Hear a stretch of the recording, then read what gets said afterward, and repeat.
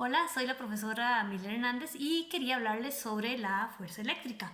Primero tenemos que recordar cómo están formados los átomos, porque de ahí es de donde proviene la fuerza eléctrica. Tenemos un modelo clásico, ¿verdad? Que es el que siempre estudiamos en la escuela y en el colegio, que es una forma más sencilla de entender al átomo. Básicamente es que en el núcleo están los protones de carga positiva y están los neutrones. Alrededor, en órbitas que no son concéntricas, que al contrario, más bien son muy aleatorias, y ahora hay estudios muy avanzados acerca de eso que se ven en química, pero el hecho es que los electrones están dando vueltas alrededor y tienen carga negativa. Esos electrones, los de la última capa, que se llaman electrones de valencia, son los electrones que tienen la capacidad de interactuar con otras partículas, ¿verdad? Entonces son los electrones que se cambian cuando un objeto se carga positivamente o negativamente. Es decir, que los protones que están en el núcleo nunca cambian, nunca se mueven, y aunque un átomo quede positivo, no fue que ganó o perdió protones. Simple y sencillamente se pueden ganar o perder electrones, que son los que están en la última capa, en la capa externa. Solo en reacciones nucleares, como una explosión nuclear, cambian los protones. De lo contrario, siempre tienen lo mismo. Entonces, con base en esto, vamos a hablar de la fuerza eléctrica. La fuerza eléctrica es la atracción o la repulsión que hay entre las cargas.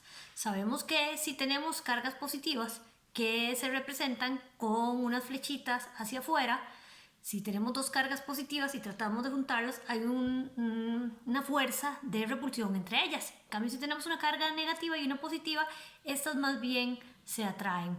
Esta ley fue estudiada por Charles Coulomb en el año de 1785 y él concluye que esa fuerza de atracción o esa fuerza de repulsión sucede entre las cargas y depende en forma directamente proporcional del tamaño de las cargas. ¿Qué significa esto? Que si las cargas son más grandes, pues obviamente la fuerza entre ellas será muchísimo mayor, y si las cargas son más pequeñas, pues la fuerza será menor, y varía en forma inversamente proporcional al cuadrado de la distancia. ¿Qué significa eso? Que si alejamos las cargas, pues la fuerza va a disminuir, pero si yo alejo estas cargas a el doble de la distancia, la fuerza no disminuye en el doble, sino que en el doble al cuadrado, o sea, disminuye 4 veces.